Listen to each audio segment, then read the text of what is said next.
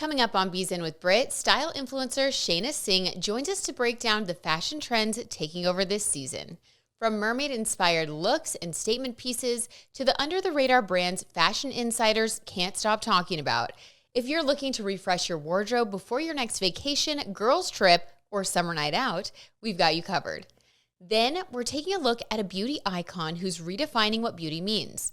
Pamela Anderson has spent the past few years embracing authenticity, aging naturally, and showing the world that confidence is the most beautiful thing you can wear. We'll spotlight her cruelty-free skincare brand, Singh, and talk about why choosing cruelty-free products isn't just good for your skin, it's a powerful way to support a kinder future for animals. Plus, the astrology this summer is giving main character energy. I'll be sharing the biggest cosmic headlines of the season and what they mean for your sign, so you can make the most of the opportunities, surprises, and adventures waiting ahead. And before you go, get ready for a story guaranteed to restore your faith in humanity. We'll introduce you to one very lucky dog whose life was forever changed thanks to the incredible heroes at Duck Team 6. Summer style, beauty with a purpose, celestial guidance, and one unforgettable rescue story. All coming up right now on Be Zen with Brit.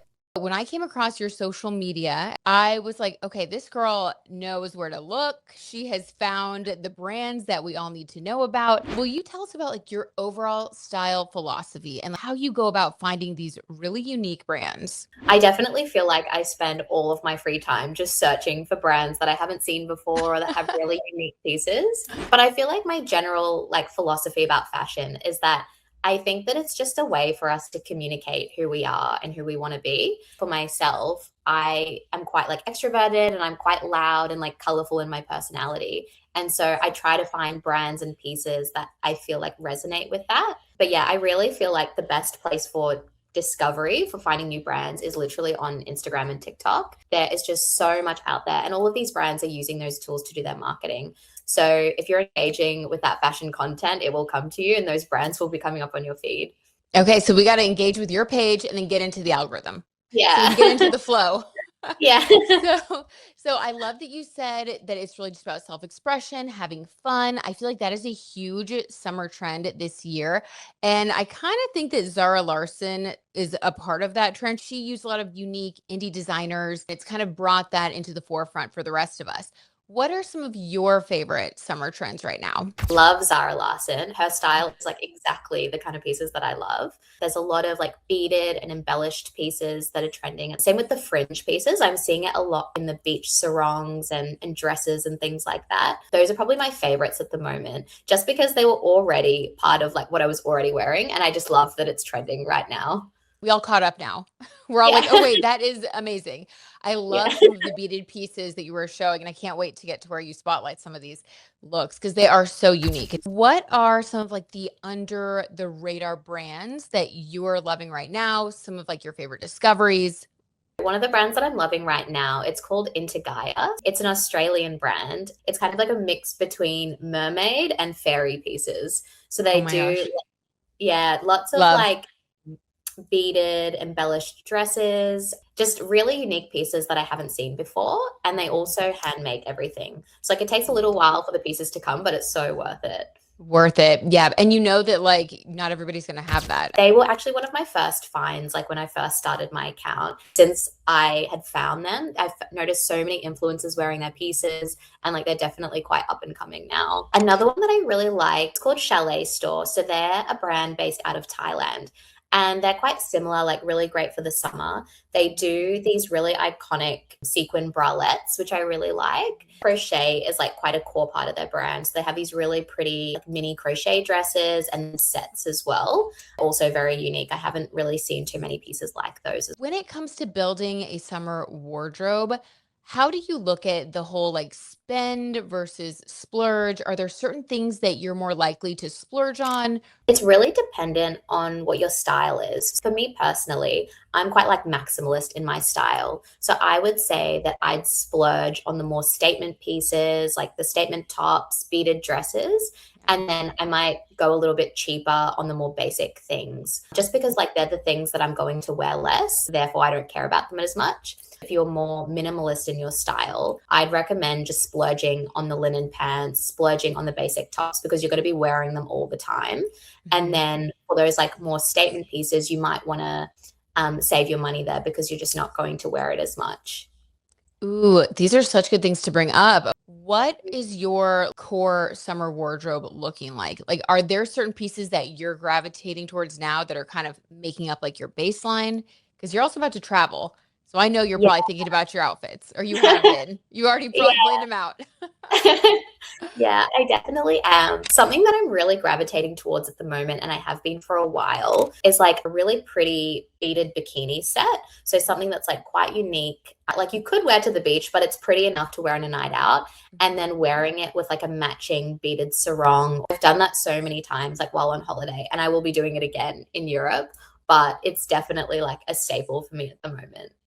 Okay, I love that. So I know that some of our viewers are also getting ready to go on like a holiday. Mm, What do you think of when you're packing? Because it can be so hard, and very quickly we like start to overflow with our suitcases when you have to do like the shoes, the bags. yeah. How do you kind of think through that process? Yeah, honestly, it is a hard one because I am a chronic overpacker. For like a beach holiday, I am definitely not a capsule wardrobe person, Mhm. but you sort of have to be to an extent if you're going on holiday.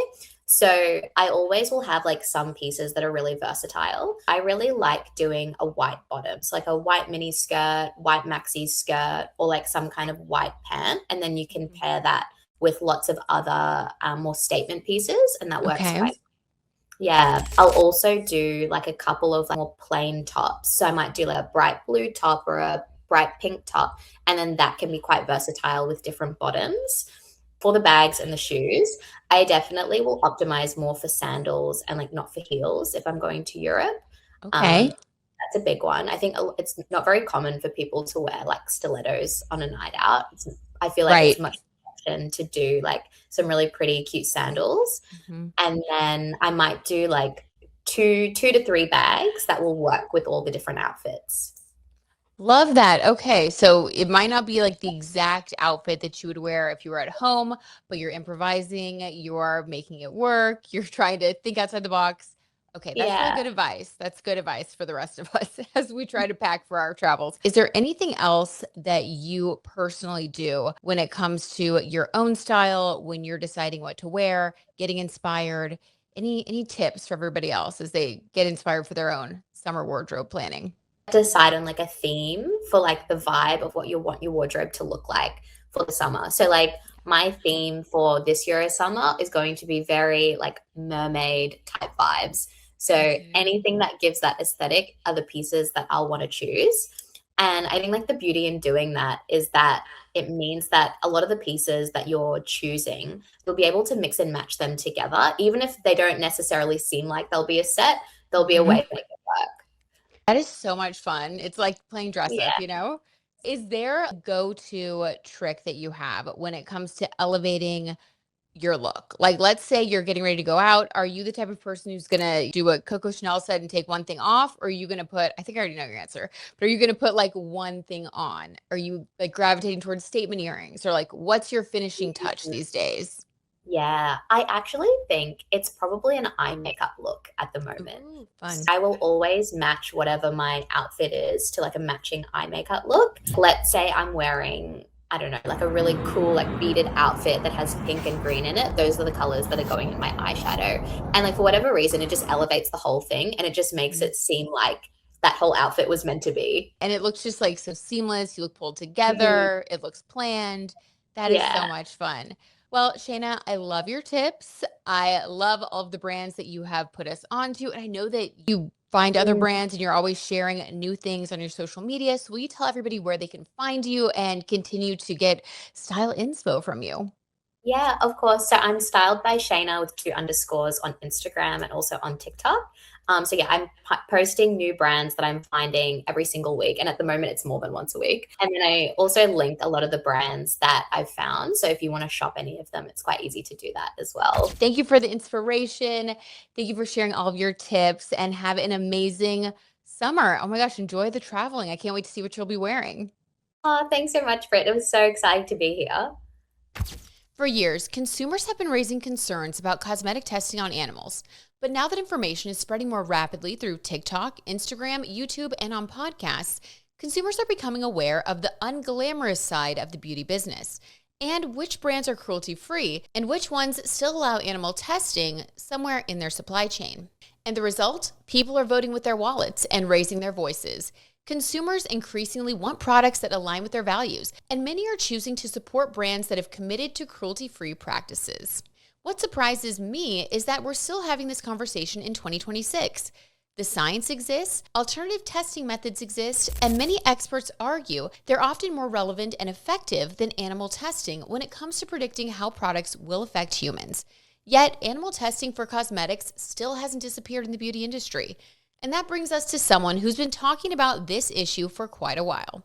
Pamela Anderson has been making headlines for embracing a fresh-faced, makeup-free look on red carpets and magazine covers lately. In a culture that tells women they need more products, more filters, and more perfection, her message has been refreshingly simple.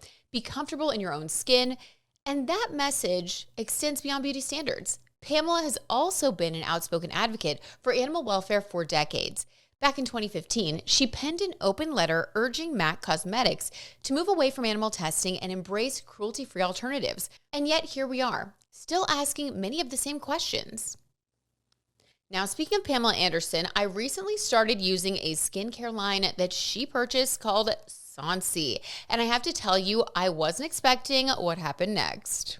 I've been using the multi-moisture cream for about a month, and during one of my podcast live streams that I do weekly, someone in the chat literally stopped the conversation and asked what I'm using.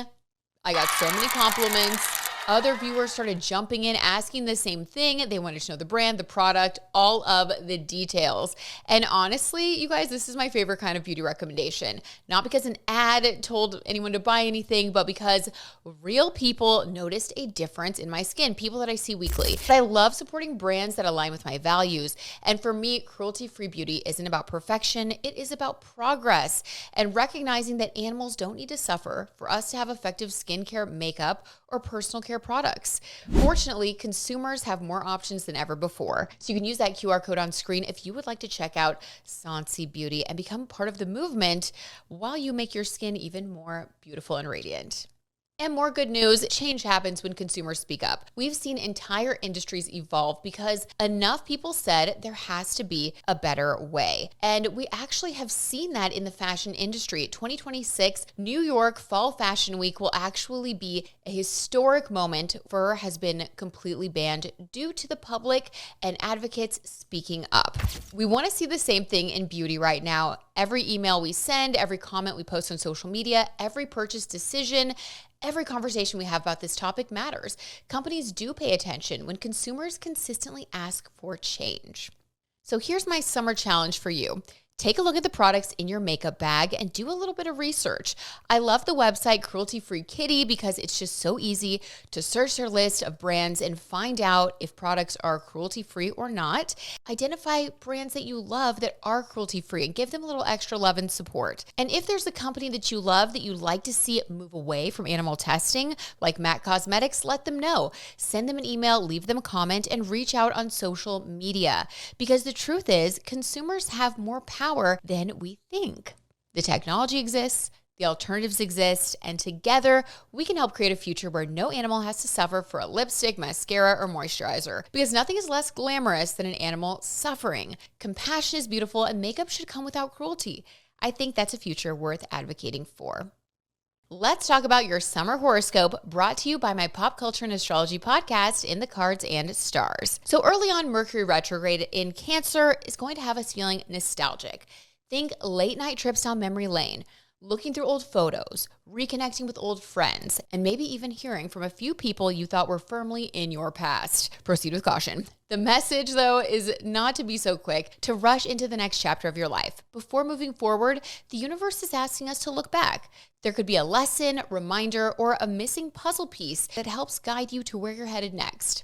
Then the vibe is completely going to change. Venus, the planet that rules love and romance, also finances, is going to be spending the first part of July in Leo. And suddenly we're all starring in our own summer blockbuster. This is confidence, romance, glamour, and main character energy. Think Love Island slow motion entrance, and watch out for that drama. Because Venus in Leo wants us to have fun, flirt, be creative, and to stop waiting for permission to enjoy our lives. So my advice is to wear the outfit, book the trip, post the photo, and say yes to the invitation. If Mercury retrograde is going to ask us to reflect, then Venus in Leo is going to remind us that life is meant to be lived out loud. Then on July 9th, Venus moves into Virgo and the energy completely shifts from look at me to how can I make this even better now that I know what I want. Suddenly, we're going to be organizing, refining, paying attention to the little details of our lives. It's going to be a lot less about romantic gestures and more about showing love through our actions. Returning that text, keeping your promises, taking care of your health, creating routines that support the life you're trying to build for the long term. This is going to be a beautiful reminder that while confidence gets the spotlight, consistency is what creates lasting results. Then, at the end of the month, we experience one of the biggest astrological shifts of the year as the North Node moves into Aquarius and the South Node moves into Leo. Translation for you, the stars are going to remind us that confidence is important, but community is where the magic happens. So ask yourself, how can my talents help others? Who are the people who truly support me? And what can we build together that I couldn't build alone? So while Venus in Virgo is going to help us perfect our craft, the North Node in Aquarius is going to remind us that our gifts are meant to be shared with the world. So join a club, volunteer for a cause you care about, attend a local event, reach out to like-minded people. The opportunities that arrive now may come through your community rather than through your individual efforts. The brightest stars don't shine alone. They light the way for everyone around them. For more astrology, pop culture, and tarot tea, check out my weekly podcast, In the Cards and Stars. New episodes drop every week on Spotify, with full video episodes available on my Brit Madrid YouTube channel. Sadie is a pup that lived on the streets of Dallas, surviving under semi-trucks and raising her puppies outdoors. She endured absolutely brutal Texas weather, and every time rescuers thought they had finally figured her out, she found a way to outsmart them. Let's talk about Sadie's amazing rescue story. It all started in August of 2025. Like so many times before, Duck Team 6 board member and dedicated volunteer Amy English learned about a stray female dog living in an industrial area with 2 male dogs and a litter of puppies. I was actually out on a separate capture case. And so I was calling all these different companies asking if they had seen these puppies. And then a lady answers the phone. She's like, oh yeah, there's some puppies out here in the trucking area. And then I learned more about her story and learned more about the 2 dogs that are with her named Buck and Ranger. I learned about their story, and they've likely been out there years upon years. People don't even remember when they first spotted them. Part of our process is we get the foster lined up. We get the rescue lined up. We have a feeder on board to feed twice a day. So that's kind of how we start the whole situation to start conditioning the dog to capture. You basically tracked her for 6 months while she was hiding a litter of puppies in a fenced-in backyard. And you really spent a lot of time getting to know her, probably getting to know her habits. It almost sounds like you're like a spy. What do you go through? Yes, so that's a great way to put it. I feel like a spy. So for Sadie in particular, we went out, we put the trap, we did all of the typical procedures. So we put a trap out, and when we put the trap out, we talked through with the feeder of how to move the feeding bowl back in the trap. So it starts at the opening of the trap. When they get comfortable eating there, we push it back further. While in the process, we have a game camera tied on with a Python cord at the back of the trap. So we watch and monitor it daily to see the feeding times, to see the progress. She was ready for capture. We've got everything set up. We're out there on the perfect night. I had been out there. This was our first attempt to capture her. I knew her schedule. We pull up, put the food in. Sadie walks in, trap goes down. We think this is just the perfect story. We've got this going. We did right? it. Yep, We did done. it. We're celebrating in the car. When we walk up on a capture, we walk up slowly. We kneel down. We face away from them. We have certain safety procedures for the dog that we take into place. So we're sitting there doing our normal safety procedure. In that moment, she was acting calm. Then something just flipped in her, and she realized, oh, I'm caught. Like, this is actually happening. Yeah. Sadie, in her brilliant mind of hers, she grabbed the python cord that's attached to the game camera that's on the back of the trap, grabbed it, pulled it with all of her might, concaved in the trap, and jumped out. What? We sat there like stunned. Amazing survival instincts. Yes. What a smart girl. At that moment, most people would have been so frustrated. They probably would have wanted to give up. Sadie had actually figured out how the trap worked. And that was just the beginning of her journey. For months, rescuers watched trail camera footage. They studied Sadie's movements, but I think she was studying them too, because if they moved a camera, she noticed. If they added new equipment, she noticed. If they showed up in person, she vanished. There were days the team sat for 10 plus hours waiting for her, only to discover every time they thought they were getting closer, she was already 3 steps ahead. Then winter arrived. And suddenly, this wasn't just about rescuing Sadie anymore. She was pregnant again, and before long, she disappeared. The rescue team knew exactly what that meant. Somewhere out there was another litter of puppies. And then came the news that nobody wanted to hear. An ice storm was on the way, and this rescue was on the clock now, because they knew that Sadie's puppies would not be able to survive the brutal weather headed their way. We're now facing an ice storm. And they're so vulnerable, right? Like you guys basically knew that if the ice storm hit and the puppies were still out there, the chances were that they were not going to be able to survive that because they were so little. Yes. We were estimating them to be under 2 weeks at the time. So we are scrambling, trying to find them. So using trail cameras, drones, and volunteer search parties, the team searched desperately for the puppies. Then finally, one camera captured something important. Night after night, Sadie was climbing a fallen tree and crossing into a fenced backyard. When rescuers searched the property, they found her puppies hidden, just hours before freezing weather arrived. The morning of the ice storm, we were able to get on camera her jumping a log into a backyard. The homeowner had been helping us. I sent him the footage. Hey, these puppies have to be in your backyard. That night, he allowed us to come in there. When we found the puppies, she was in there with them. So they were in this guy's backyard under a trailer. So there was only like this much space to try to maneuver the puppies out. So she had them in a very, very safe spot. But we were able to get the puppy safely out. And we were hoping we could have slip-led Sadie at that time since we had the puppies. No, she was like, I'm not going. Take the puppies, keep them safe. You're not getting me. Isn't that amazing that she trusted you guys enough to let you have the puppies? I truly believe in that moment she knew we were there to help. Wow. She wasn't ready, but she knew we were there to help the puppies.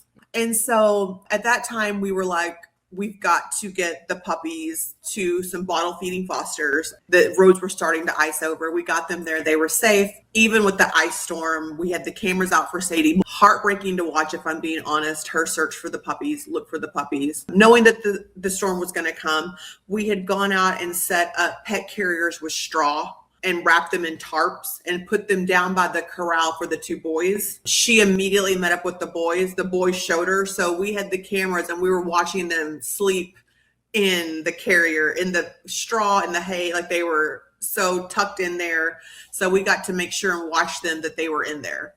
That is amazing. And I bet you guys really, like, with the perspective that you have is so unique because you guys get to see when you are observing these dogs really through the cameras. They don't even know you're there, how they interact with each other, how smart they are, how intelligent they show each other. And they actually used those resources to stay safe. I mean, the intelligence of dogs. It's incredible to see that. And for me, some of the most heartwarming moments is to catch the snippets of them being dogs with each other and them playing and them like being loving with each other. The ability for them to be so resilient, I think, is incredible. So they really are smart and they are so deserving. Okay, so you guys are watching on the cameras. Hopefully it gave you guys some comfort too. So I'm sure y'all were just, your hearts were just breaking when she was searching for the puppies. But at this moment in time, now you're seeing that they are using the pet carriers with the straw. They're warm or warmer, and they're in there and they're safe. And okay, so at this moment, what were you thinking? And like, what was the next step? Yeah, we were honestly just waiting to feel confident enough driving. and we were going to get her as soon as we could. We could have tip capture. We were like, we just need the ice to melt a little bit. Yep. And so I think it was about day 3. We went down and sat. She didn't show up. And so we're like, oh my goodness. And we had taken things that smelled like the puppies. We had taken puppy items down there. She just did not show up. And we were like, let's go out again the next night. So we went out the next night. She shows up. We couldn't be more thrilled. We sit across where she's at, where she really couldn't see us, but we have the camera on. We use the remote. She goes in. We get her caught inside. And again, we had taken what we thought in our heads, every precaution for Sadie. Stop. Right? No. We're like, we've got everything, everything's fastened together, extra secure. We're not entirely convinced that Sadie wasn't running this rescue operation herself. After months of failed attempts, the breakthrough finally happened. Using a large corral-style trap designed for exceptionally smart dogs like Sadie, volunteers finally got her inside.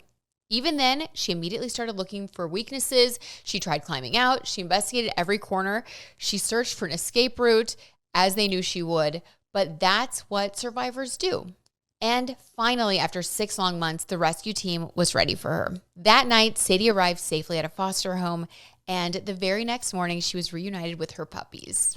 No more sleeping under trucks, no more hiding puppies beneath trailers, no more ice storms or extreme heat, just warmth, love, safety, regular food and water, and 8 puppies who were very, very excited to see their mom.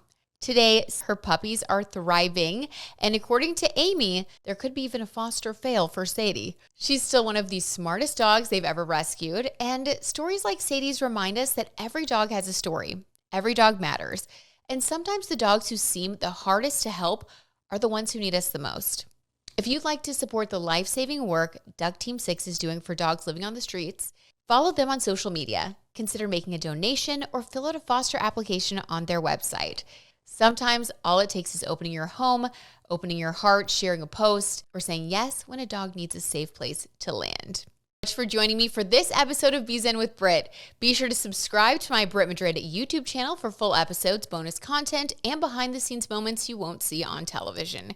You can also listen to episodes on Apple Podcasts and Spotify, and keep up with us on Instagram at Be Zen TV. Full episodes are also posted on my Brit Madrid YouTube channel. And if Sadie's story touched your heart, please consider supporting Duck Team 6 by following their work, donating, sharing their posts on social media, or even opening your home as a foster. And now there's that fun event, July 12th, you can also attend. Every rescue begins with someone willing to help. Thanks again for spending time with me. I'll see you on Thursday, September 3rd in the late night lineup at 1:11 a.m. right here on WFAA for an all-new episode of Be Zen with Brit. Take care. Before we go, we have some wonderful updates. All of the puppies have found their forever homes, and it's looking like Sadie is about to become a foster fail with her amazing foster family. And there's more good news. The 2 boys she was rescued with, Nelson and Bo, are thriving and officially ready to find their forever families. We've also heard that Bo is an absolute cuddle bug. If you think one of these sweet boys might be the perfect fit for your family, just scan the QR code on your screen to connect with Duck Team 6 and learn more about adopting.